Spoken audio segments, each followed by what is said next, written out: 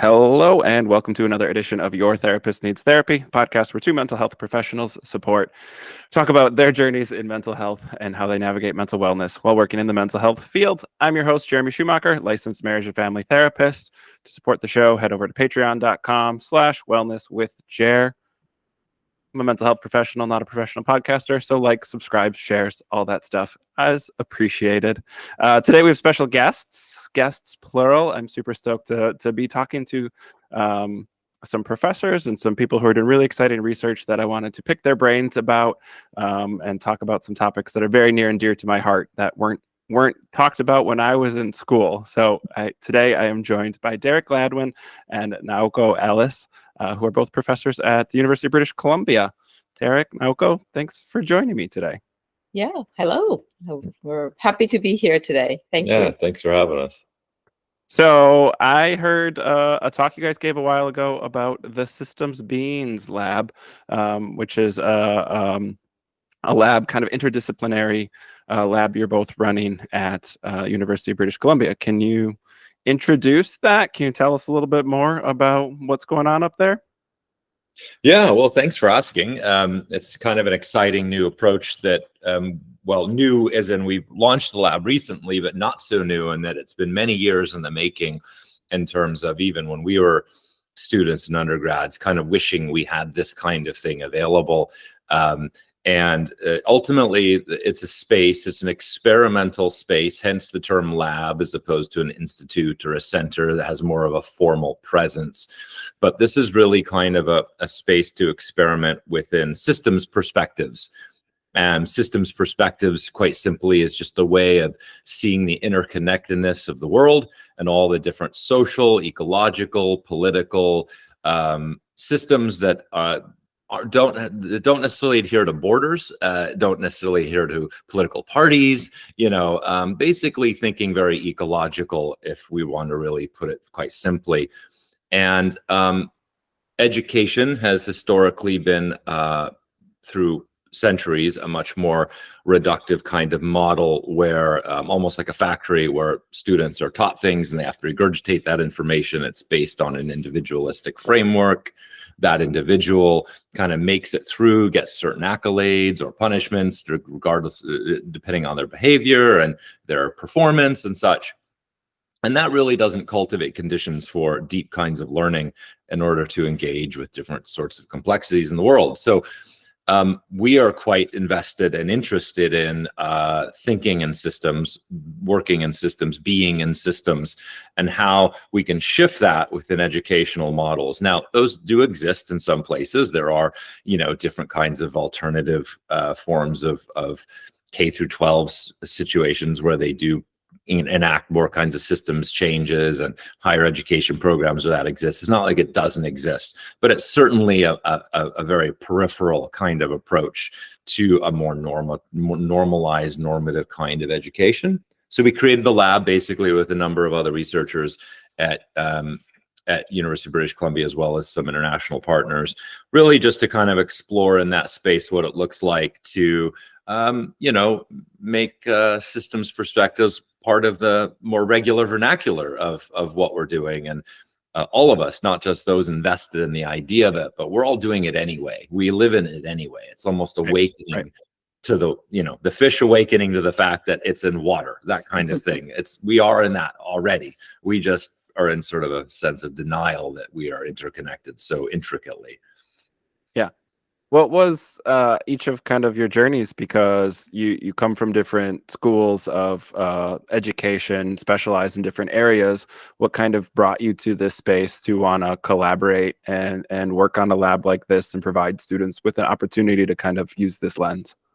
Yeah, absolutely. I think, I have a technical background, and my journey, I think we connected many years ago through thinking around sustainability, concerns around the environmental and climate crises.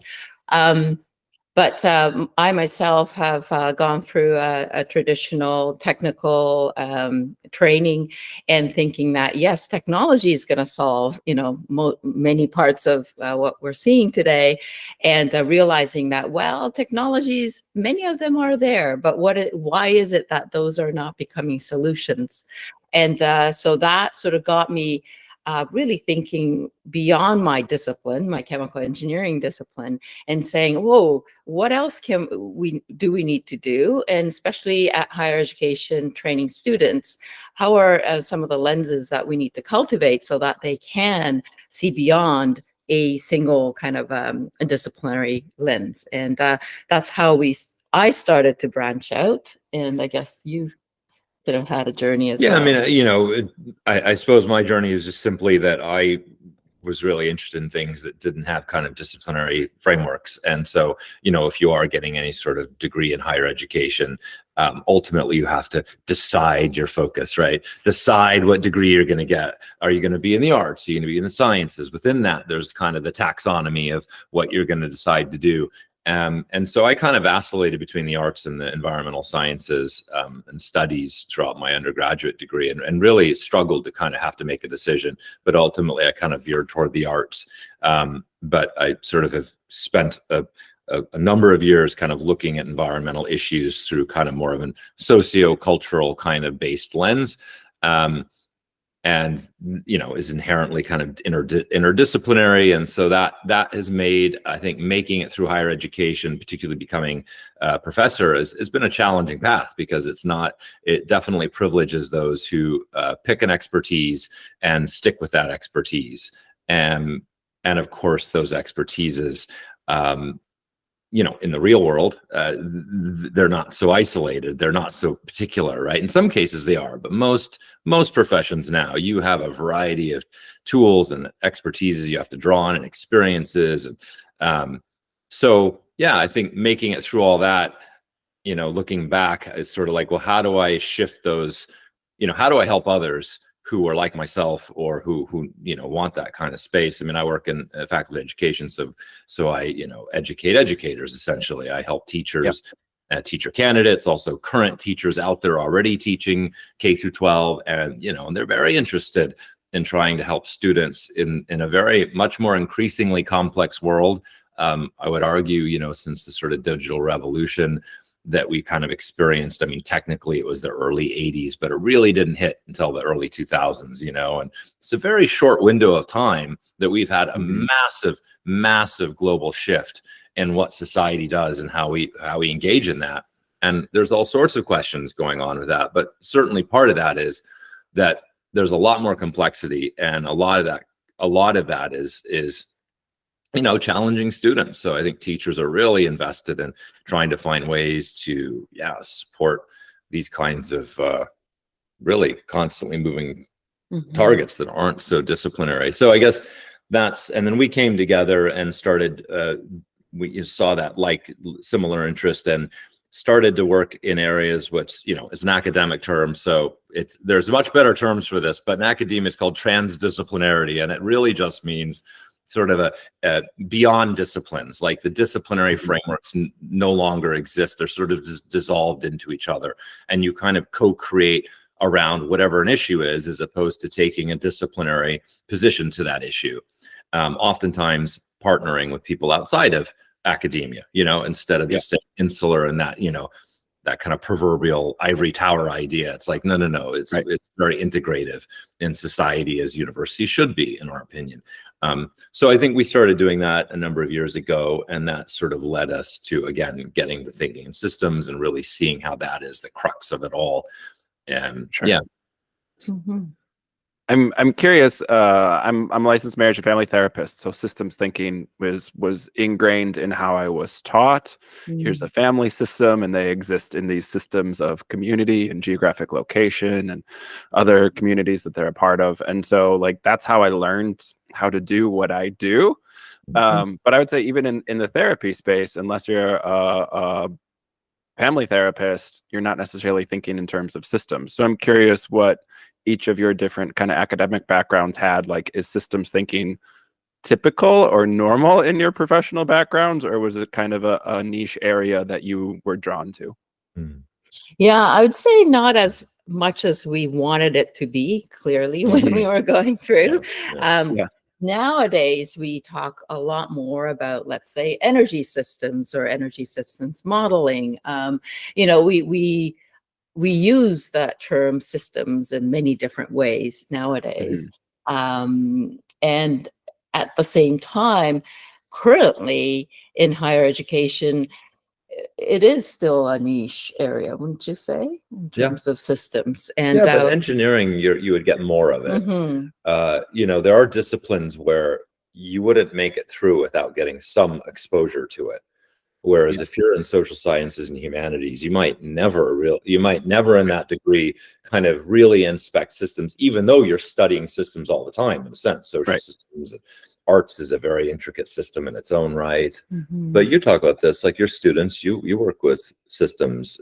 It's a bit more normal. And especially when you talk about sustainability, education, we can't not talk about it in systems, the interconnections that we have. And I think from a technical point, we do see technology residing in social systems, and how would that impact, and what are the intended or unintended consequences that may appear as we introduce technology. So those are conversations we do have in our fields. Yeah.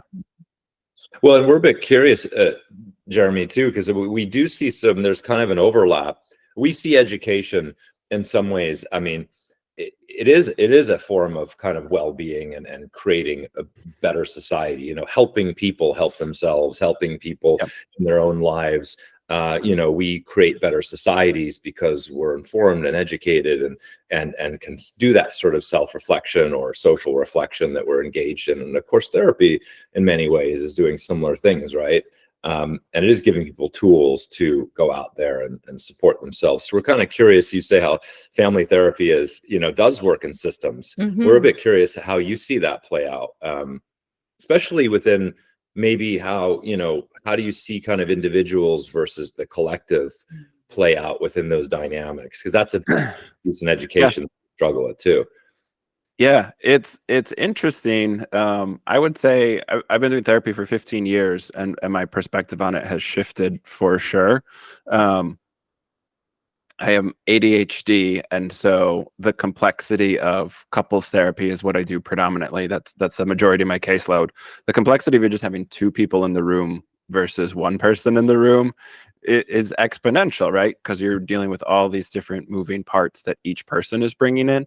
And so balancing, like, for example, husband and wife, let's say, is a couple I'm working with. I have the husband's desires, wants, needs. I have the wife's desires, wants, needs. But the couple is really what I treat. And the couple is a separate entity than either individual.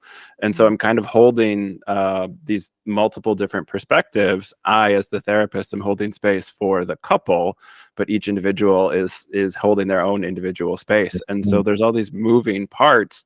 And if we can, the three of us collectively in the room can work to create some space where we're all working towards the same goal, then we can get some of that overlap, and things can spiral up, where a lot of couples are kind of experiencing things spiraling down when they're butting heads, as those individual perspectives are contrasting. And so I think what I see my work as is to try and get each person prioritizing the couple. And again, there's a lot of complexity and variability in what that looks like. I think each person is unique and individual in their own way, but each couple therefore is then unique and individual as well. And so, like, my brain lights up at that. Like, I like all the moving parts. I really like.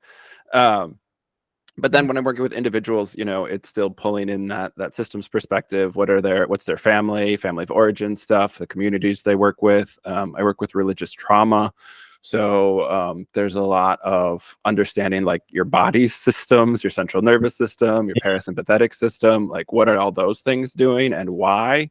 and how do we respond to those things, and then like doing things about building community. If you're leaving a cult or high control religion, a lot of times there's that loss of identity, and we need to connect to different communities. So again, like even if I just have one person in the room with me, it's still a lot of moving parts, systems work. I'm in the Midwest. I talk a lot about being Midwest nice and people pleasing and things like that. So again, like it's just some of it's geographic location, some of it's the family you were raised in, some of it's what your local community is right now. And what do we want to do with all of that? Like it's not, I don't think it's enough to just acknowledge that it exists. It's trying to create some intention behind how are we responding to all these different moving parts. How do we get to a place where we can look at the context and make some intentional choices, as opposed to kind of life happening to us, but feeling that we're in a space where we can, life is still happening to us, but we at least have some autonomy in how to respond. Well, that's kind of reminding me of when we work with our students, and when we're working in the systems work that we do, we often tell them that, yeah, we have to hold the space together as we come together with multiple, perspectives and sometimes multiple truths. And how do we grapple with that? How do we train ourselves so that we have the stamina? And I'm just kind of sensing that as a therapist yourself, you would know what that means in terms of holding space, to have a creative creative space for it to go in a good way, spire up, perhaps. Yeah. I'm curious what I have two separate questions. I'm curious what students are responding to, but I'm also curious because I spent 5 years in higher ed myself. I'm curious how the university as a whole, how the higher ups in the university kind of responded when you guys pitched the lab and brought it up, because Derek, you said earlier, these spaces exist, but they're still kind of rare. So I'm curious a little bit of like both from, I don't want to be hierarchical about it, but like kind of the higher ups and then the students coming in, like what are the responses and what some of the feedback that you each get regarding the lab? I could start the student part. Sure. I guess when a couple of years ago, when we put out a call for students to join a transdisciplinary collaborative space to co-create around climate emergency, we had an overwhelmingly positive response. For 5 positions that we had 140 students say, wow, this is the kind of thing that I've been waiting for. And I think it is well pitched around climate emergency that kind of reflects where the students are at, and they are indeed concerned about the climate and looking for ways in which they can contribute. And so we've walked away from that little project thinking, wow, we're onto something. There's a little gap in where, what we're able to offer in a traditional kind of academic structure, and there's a lot of work that we can do to contribute to that population.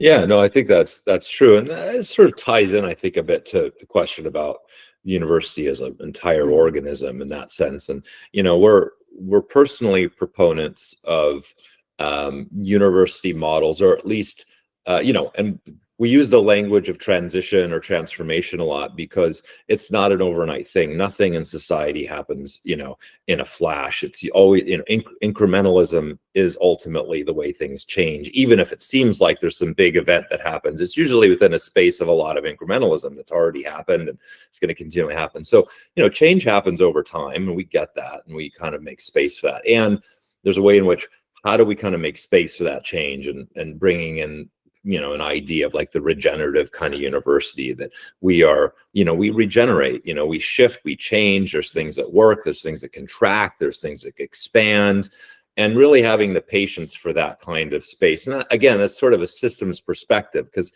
if you're more in a reductive or a linear sort of perspective, then there's a cause and effect with everything. You do something, you're going to have an effect. You get an outcome if you do something. And when you're in a systems kind of framework, you might have little bits of that, but ultimately you're kind of looking at a larger, I guess, matrix of possibilities and happenings. And you kind of need a pretty big perspective to look at that. Sometimes you don't even have it. You just trust that you're making those incremental moves, and you kind of trust. So that kind of regenerative university space, I think ultimately people pretty much support it. And universities, maybe contrary to what people see in the news, are typically still pretty free spaces to do various things, experiment a bit. Funding is always a challenge. So if you want money for things, that's maybe when you're going to hit a wall. But if you get funding in other ways, or you can work on a smaller budget, or you get that little bit of support, then people really allow you to kind of explore and experiment, you know? And so I think we've gotten support. Interestingly, though, enough to your question, it's almost like people don't know what it is. They have no issue with it, but they don't really know what it is, and they're not necessarily so curious and to figure out what it is either. You know, we would suspect that more people would be coming up to us and being like, "Whoa, this is kind of like you did the podcast. Like, hey, this is really interesting. Don't see this very often. What's going on?" You know. But you know, I think academics can be a little bit myopic in the way they look, and so maybe they're kind of just into their own thing, which again is not a systems perspective. You know, so I think in some ways we're kind of left alone. We do what we want. But we're also trying to sort of amplify some of that work so it's noticed, not from like an ego standpoint. You know, we don't want to be noticed in that way, but we truly believe that this is a remedy, an antidote for, you know, the divisions, the divisiveness in society is very much because of the breakdown of cause and effect of, you know, that sort of classic binary of winner or loser. And this doesn't even function in a systems perspective. You know, you kind of start bringing in, and, you know, you're familiar with this at the Taos Institute, you start bringing in sort of relational kinds of perspectives, which is systemic. And then suddenly it's really hard to hold anger for another party because that party is part of you. You know, it just doesn't work as well to create those divisions, and you know, holding space for those multiple perspectives, that kind of thing. So yeah, I think that's kind of answer your questions. I think at some level it still remains to be seen a little bit, you know, how they're responding to it, and we're kind of trying to put more research out around it, and some different kinds of research projects we've recently gotten funded through it, so that'll kind of manifest. And they can kind of see concretely what some of these things might look like. Students are getting more interested. We all have students contacting us from all over the world, kind of saying, "Oh, I found this online. I'm really curious about it. You know, what are you doing with X? I'm thinking about coming to, you know, Vancouver." Or it might just be like, "Hey, I'm working at my own university, but I'm really interested in what that is. I'd love some advice on how you're working with that." You know, and so that kind of collective interest, I think, is gratifying. As Naoko said with the students, I think it is something people are really hungry for. And let's face it, everyone seems to be throwing their hands in the air, kind of giving up, because that binary thing isn't working. You know, two parties in the US, and maybe just even one party now. You know, you kind of have you just have a lot of this, oh, it's either this or that, and you kind of have a lot of people saying there's got to be other options, right? And of course there are, but society needs to make space for that. And it's not to point fingers. You know, we all are participating in a more kind of monolithic sort of existence, and we can all contribute to expanding that, create other possibilities. Yeah, I think you know, you talked about kind of that ivory tower idea of higher education. Like, I think higher education gets siloed, and like in the therapy world, so much of it is run through insurance. And again, that's different between the US and Canada. But like, we have to worry about reimbursement, and we have to deal with the insurance company. And so it really gets siloed based on evidence-based practice. And there's a very like agreed upon scientific model that insurance will pay for.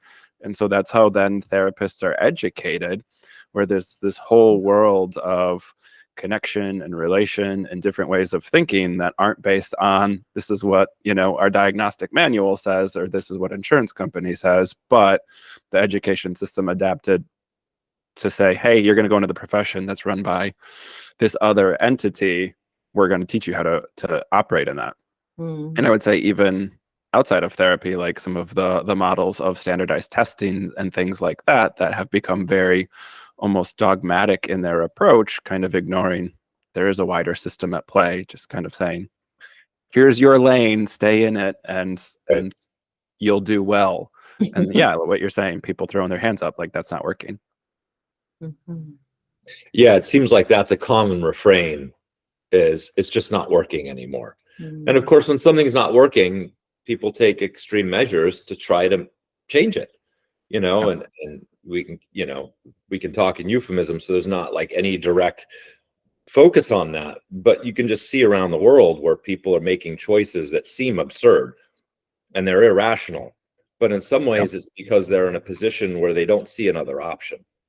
And of course there are those options and they do exist, but it is a paradigm shift. It is a big, you know, the real sort of revolution isn't so much political, you know, it really is much more of a worldview kind of shifting that I think we believe, you know, education, therapy, you know, different kinds of practices that really work with, you know, the whole organism in that sense, and how we show up in the world. I mean, that's a big part of this, you know, there has to be more than just, then you just go to your job and you just follow your sports team and you eat your food and you go to bed. I mean, that's not cutting it anymore, or not that it ever did necessarily, but it's really getting to the point now where people do have to shift and change is frightening, right? Uncertainty is frightening. That's a big thing our students struggle with, who do want to change. They're in our programs because they're wanting to change systems, and then they're confronted with all this uncertainty around what that looks like, and then it suddenly becomes kind of like their own personal stuff starts coming up, and then it is almost like they need support outside of the cognitive, you know? Yeah, the paradigm shifts, I see it a lot because, again, I'm kind of introducing a shift for clients often. But even when I talk to other therapists, like moving away from the old models of doing things, that kind of evidence-based practice. And like, I hold a lot of space for good research. Like, I think science matters. And anytime we're dogmatic about it, it starts to break down the usefulness of it, and limits our possibilities. But when I talk to clients, like, I tell them all the time, I don't like compromise. They're like, well, you're a marriage therapist. How can that be? I'm like, well, I don't like the idea that two parties have to give something up. Like, I just think that's a false dichotomy. What else can we think of? How else can we approach this so that each of you are getting your needs met? And like, that's such a subtle but like impactful shift on thinking about something like problem solving. And then I just, you know, I think about, I'm guessing some of the research that you guys oversee and that your students are doing, that you're working with, like changing a big system, climate change, the climate crisis, changing some of these huge systems, like that's such a big, almost overwhelming thing, because doing systems change on that scale is there's so many variables, there's so many things that we don't know what will happen if we, you know, pull on this thread over here. We know it's connected to this other spot, but not sure exactly what's going to happen. And it's sort of like the paradox of this kind of work is that, yes, we are trying to affect change in a large system. At the same time, it sometimes is about, you know, where this is or we are. And some of the things that we talk to our students is like, where do I end and we begin? Like, how do we show up collectively? And how can we be a bit more conscious about where this I thing is, or maybe, but be able to kind of overcome that, to think more collectively for the better good of the collective. And that's a huge shift in how they have been trained in academia. So yeah, that's a challenging aspect, but we're kind of cultivating different ways to practice that. Is there, and this might be a American versus Canadian thing as well, again, but like, is there competitiveness in higher ed in kind of the Canadian school system? Because I would say later in higher ed, kind of your senior project or into grad school in the American system is highly competitive. And like, again, I think that gets in the way of collaboration and transformative change, because it's, you feel like you're in competition with your classmates. Well, I would say, I think it's less so. And I would say that because I think Canadian culture is a very different kind of culture than US culture. It tends to be a bit more collective. The joke is Canada's sort of somewhere in between Europe and the US, which isn't to say there's not sort of individualistic and conservative values and rural values. There's a lot of that here that Europe may not have as much of, but there's a sense, I think there's a general sense of more collectivity, but we are in a big space like the US. So there's, rural urban divide is kind of a big challenge and being negotiated similarly. But anyway, saying all that for context, I would say Canadian universities, I think, tend to be less competitive. However, we hire a lot of U.S. academics because Canada just doesn't have a big enough population. Well, a lot of international people, but certainly the U.S. is a big chunk of that. And that does change the culture. And you can see it. It's interesting. You can see kind of people who've come in who have been in that system for a long time, and it's a very different kind of feel. But, it's not to say that stays forever. Some people shift, they change, it's just what they were used to, how they needed to survive. And that's just sort of anecdotal. I'm not citing, this is just sort of our experiences. Yeah. However, saying that, right, ego is ego. And, the more degrees you get, the bigger your ego gets often. And it's something you really have to sort of check, and you have to be a pretty aware person as you grow through this experience to kind of, make sure that this isn't about you, it's about other things. And whatever it might be, and the more you kind of advance in your career or whatever status you might have, the ego affects people. So, that's going to make people competitive naturally. And again, that sort of brings up, we chatted about, sort of thinking more relationally in a systems kind of framework, because when it's more individualistic and there's a certain cause and effect and you're going after outcomes, then it feeds the ego. That's a system that does breed competition, hierarchy, ego fulfillment, all that kind of stuff. So not even to blame the person itself who's experiencing all this, the system itself is kind of catered to create that, right? And so just like political systems are catered to create that. You give people enough power, you tell them they're great enough, and it's, going to be challenging to kind of deal with, this is, I guess, classically why civilizations would have councils, and would have multiple leaders that collectively made big decisions, not one person, because power is power and everyone's susceptible to that. So maybe that's too much of an academic answer. But in a sense, yes, there is that, but it's less so. But it does come into play in terms of how Naoko was saying about how people show up, how they show up to do the work, how easily they are to hold space for other possibilities, other perspectives. Another thing, we often say is, we also need to hold space for contradiction and paradox.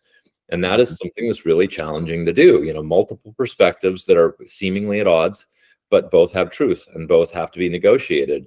And it reminds me a bit of looking at, being in like in a couples counseling session, right? Paradoxical situation, two people who really want separate things. And like you said, you're treating the relationship, you're not treating the individual. And I guess it's quite similar for us. We're working with the challenge or the issue or the opportunity, I guess, to be more generative about that. And that has all sorts of complexities, and we're less concerned with each individual person's needs. Those needs aren't invaluable, but they still have to sort of connect, as that relational kind of framework oftentimes talks about, where, the meaning isn't made by individuals. Meaning is made when individuals come together, so the relationship is the reason that two people are with you in a therapy session. Otherwise, they wouldn't be there. So the meaning is in that relationship, and you're leaning into the relationship. And that's kind of it's a very similar process to what we're doing as well.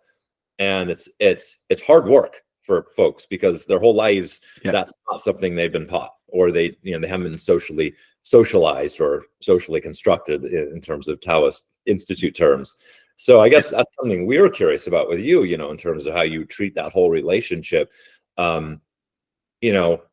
What are some of the ways that you found successes in really trying to get people to come together, even though they have such division, or they're in such a paradox and such an inherent contradiction with each other? I have some.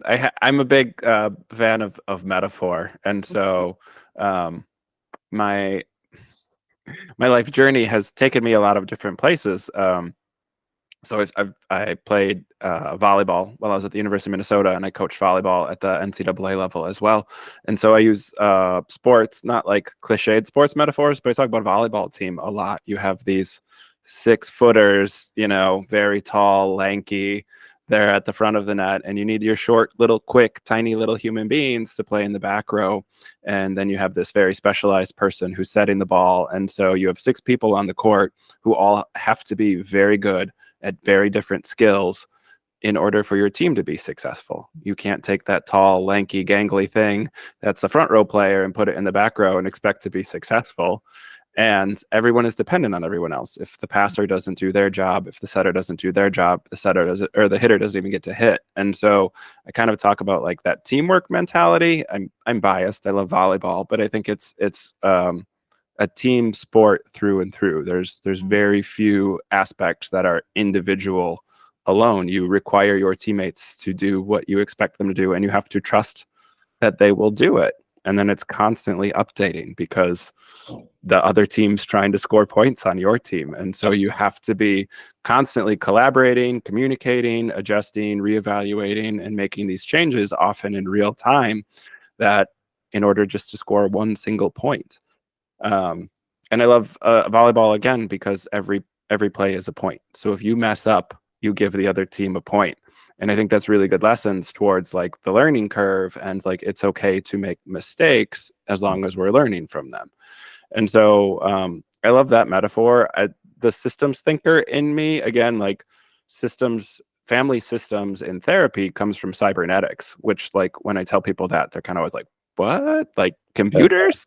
And yeah, all these schools of thoughts that came from cybernetic thought in the 50s were related to kind of this idea of like we all exist in an ecosystem, and there are all these different connections, and putting it into the perspective of an ecosystem where a bird requires the seeds from the plant, and then the bird is moving the seeds around so the plant can grow in these different places, and there's all these different life forms that maybe don't know they exist, maybe aren't doing the thing to help the other thing, but it's all working in connection, and it can get unbalanced. And then there's homeostasis. And so with couples a lot, I'll talk about homeostasis. Like change is hard. Your system, your ecosystem wants homeostasis, even if it's unhealthy or unpleasant. And so that's where like I draw a lot of metaphor from nature and from those things, kind of taking the brain, I don't want to say the brain out of it, but like thinking in terms of like, if this wasn't such a conscious choice, what would be happening? And when people think about something like an ant or a plant, they're taking the brain out of it and looking at it differently. So I find a lot of utility in those metaphors. I can get really nerdy with systems talk. And so approaching it for clients is to really try and come at like a layman's term. I'm not like a big fancy person. I've got the big beard and the long hair. I have a record player in my office. Like it's very approachable. But again, some people want the heavy philosophy and they want to understand it all. And some people just want to stop fighting with their partner. Yeah. And so having to kind of vacillate between, I can give you the research and I can go deep and heavy and heady type of stuff, or I can go sports analogy and get you working with that teamwork idea so that I can get you out the door. Because again, I tell people like my goal is not to have people in therapy forever. Therapy should be in and out, check in when you need it. But these people who are in therapy for 8, 10, 15 years, like I'm skeptical about that. Like I like to see more of the regenerative or the transformative changes. Oh, that's great. Love the metaphor. And of course, volleyball, a team is a system, right? There's, just how they interact. I mean, when you watch that, it is so intricate and so fast. I mean, it's amazing in some ways on that high level, how that system has to be so in tuned and almost intuitive at the same time, Yeah. It's a good metaphor. And again, like there's a lot of legs to it because again, like it's team chemistry, like some of that intuitiveness takes time. We have to build it up. We have to get reps together. Some of it is sometimes you just connect. Sometimes you have 2 players who just their minds work the same way and they play really well. But then too, as a coach, like I'm a very competitive person, but I had players who were not. They weren't competitive. They didn't care about winning and losing. They just wanted their teammates to be happy. And like that was such a shift for me as a coach to be like, what, don't you care that we're losing? Like, isn't that motivating? And like, no, that was their teammates were sad because they were playing poorly, and that was what they were concerned about. And so, like, you might have a program of 30 kids on a team. Only 12 of them are getting playing time. And so, like, you're navigating all these different things. And yeah, sports, I have a lot to say about sports as a multi-billion-dollar industry, but sports on a basic level, there's a lot of good life lessons and a lot of learning opportunities, I think, for what we can learn through being a part of a team. Mm-hmm. Hmm. Mm-hmm. And I think in theory, that's what a cohort in an educational system is. Yeah. That's what it can be, I think, when it's done well, when it isn't siloed and when it isn't super dogmatic. Education from a teamwork perspective makes so much more sense to me than what I kind of experienced of a student as that competitive type stuff. Mm-hmm. Absolutely. Yeah, when we're working with our teams, kind of on that note, we have found that we need to go beyond just the cognitive, just the thinking, right? Mhm. Because that is the thing that kind of ultimately takes us down that path that you were just chatting about, in terms of thinking about ourselves, not thinking about our team, our own sort of contributions, our own accolades, our own thoughts, as though they just come from us. Of course, they come from the social networks that we are all a part of and have been a part of since we came into this world. But sometimes it seems as though we just kind of think from ourselves. So we kind of started bringing in more of a holistic framework in order to deal with some of those challenges of like uncertainty. And you just mentioned climate change, and everything involved in that is just overwhelmingly big and Yeah. complex, right? And so that's a topic that a lot of our students are engaging in on some level, whether it's public health, whether it's forestry, whether it's education, whether it's technical engineering stuff. On some level, they're sort of engaging in that. And that's kind of the groups that we tend to work with. And and then they realize, the cognitive just doesn't really get us to that place, or the cognitive really gets you to a place of creating a lot of anxiety, right? Because when we think too much, we create stories. When we create stories, they're usually worrying and fear. And, we've created this whole world that doesn't even exist. And that creates this very deep level of anxiety. And climate is a great avenue for anxiety, because it really does ask us to confront humans' most deep-seated fear. And that is our fear of not existing, our fear of death. And that is what people are, so terrified of, that we're not going to have an earth to live in.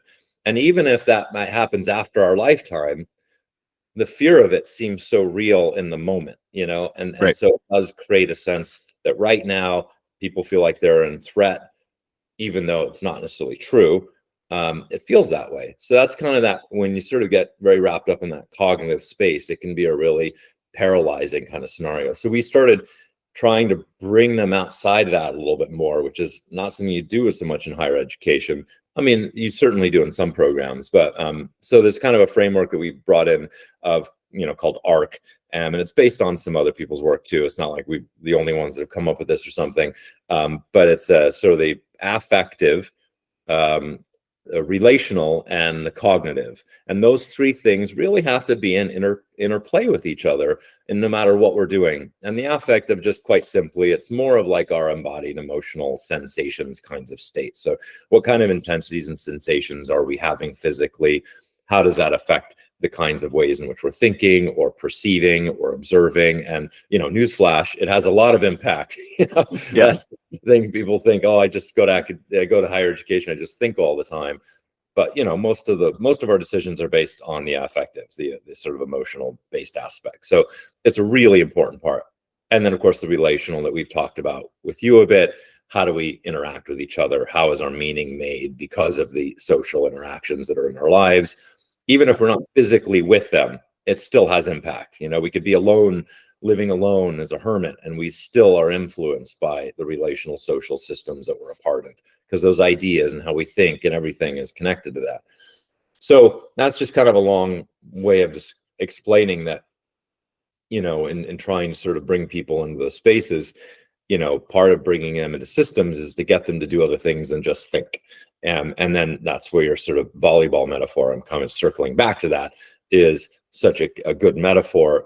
We use the metaphor of jazz improv because, it's a similar kind of space where, you can't do it alone. You have to work together. There's a lot of ignorance involved. There's really sort of no wrong note. A wrong note is a portal to a new direction, and it's about listening. It's about adaptive behaviors. It's really like a sort of very healthy functioning ecosystem. Whatever new things come in, you adapt to it. You have to shift. And, the threat of uncertainty is welcomed because uncertainty oftentimes is the portal of discovery, Sure. and it's not a fear. It's something you want to embrace that uncertainty. So anyway, I guess that's just sort of a, long way of saying that we do see that there's much more than just the thinking side of a lot of this work. And more and more that's coming out in education. K through 12 teachers are really getting a lot better about this, where they incorporate different kinds of learning that isn't just thinking, different kinds of outdoor education, embodied learning. And, hopefully that plays itself out in future generations, and how they might see these things. Yeah. I love that metaphor, and my brain's going in so many different ways. Also, I want to be respectful of your time. You guys have been very generous. I appreciate that. I want to hit the theme of the podcast, which is that everyone needs help with their mental health sometimes. So both being professors, the school year I'm married to a teacher. The school year often has ebbs and flows to it, and times of high stress and where things are easier. Students are going through a lot. So you're managing your own lives, students' lives, the research, the funding, all that stuff. I'm curious, what do you each kind of do to take care of your mental wellness? What self-care look like for each of you? And how do you kind of navigate that while working, doing the work that you do? Well, I guess we have to confess that we do work a lot. It's interesting how we've been engaged with students in looking at, we also use this metaphor of conditioning the soil. And how do we condition the soil so that something wonderful will grow, and not necessarily focused on a outcome that must happen. And so that kind of spills over to our personal lives as well. And that, we do talk about the ARC framework. We do talk about, sometimes we get into a little snag and go, we teach this stuff, come on, we should be able to do this better, kind of thing, in our own relationship. And full disclosure, we work together, but we're also partners, so right. Which is probably obvious to you, but just for listeners. So there is that interesting integration that we do love what we do, and we find it fulfilling. I don't know if you're familiar with the author Gay Hendricks, who wrote that book, The Big Leap, I think is what it's called. Anyway, he talks he was interestingly a psychology professor for 20 years and then ended up retiring early to sort of do more of this work that he felt like he could make more impact outside of the psychology professor job than in it. And one of the things he talks about is the zone of excellence versus the zone of genius. Those names are whatever, they're his names, but the zone of excellence is something that is highly specialized, is something we're really good at. And then after time, it just starts to feel routine, right? And that's where burnout happens. You're doing that. It's very, highly specialized, but you're doing it again and again and again. And before you know it, you're kind of at a place where you just don't get satisfaction anymore. So the zone of genius are those things that really offer fulfillment that extends beyond that zone of excellence. And how many of us in the world really make space for that zone of genius, right? And for him, he wanted to keep expanding that more and more and more, where that's all it was. But for a while, it was only 5% of his year, Sure. And more. So we sort of talk about that, and we certainly have the zone of excellence stuff in our lives. We have to do certain things to keep the job and all that kind of thing, and they're good and they're fun and they're part of what's great about the job. But after time, it does start to feel rote and routine. And so we've been trying to, on that mental health question, we've really been trying to expand those places of zone of genius and what that looks like. And so for us, sometimes it's like, well, what is work? Doing email is work, but like this podcast isn't so much work, because it's really fulfilling, and it really gives us it gives us energy and empowers us. It doesn't drain our batteries. And so and I think there's there's lots of things like that where we'll go for a walk, you know, in the woods, or we'll go to brunch or something, and then we'll, start talking about this idea for a book, or, like we're working on a children's book around energy, and, stuff that that's fun and interesting. And, I think we're in this because we want to leave the planet better than we came here, that sort of idea. We want to make impact in the world as much as we can. And, we generally care about the future of the planet and the current moment too. So what are the ways we can kind of influence and impact, but then also what are the ways we can just appreciate every day that we have, really trying to just take simple things of like, we're grateful for today. We check in a lot about that and just say, hey, we're, how fortunate are we that we get to, cycle into work and help people deal with challenges around global health, around climate change, and helping them kind of figure out how they're going to contribute to the world. And, we're grateful to be in this opportunity, and there is a lot of horror around the world, and there's an amazing amount of beauty and love. And we really do have to make sure that we're always emphasizing that, and really seeing that, because it does exist everywhere, and even with us. So I think in some ways, back to Naoko's point, there are specific things we do that support our mental health, eat well, exercise, try to spend time with people, friends and love, all that kind of thing, that are pretty typical tools for mental health. But maybe a little bit deeper is we really are focused on how we change the conditions of the soil in our lives. So we have a really healthy soil that when things happen and it gets really hard, a death in the family, or a family tension with a family member, and not connecting with us, or whatever it might be, that the soil is rich enough that it's going to sustain, and things are still going to grow and flourish. And that's what we just keep contributing to, making sure the soil is good, and instead of focusing on what's going to happen tomorrow, it's like, oh, we're doing the things we have to do to keep that soil rich and regenerative, and it's all going to be okay.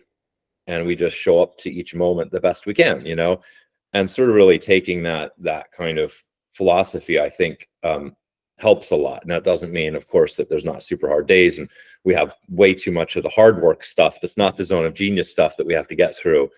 But that's, we feel even on those days, we're incredibly fortunate to sort of be doing what we're doing. And I love that. Self-care comes up a lot in the line that I work, but I also talk about cultivating joy, which you touched on a little bit, of like, yes, you have your basic take care of your mental health and maintain, but like those things that really fill you, recharge your batteries, going beyond just kind of checking that box of self-care, and move it into like, right, what is keeping you going, what's putting the wind in your sails.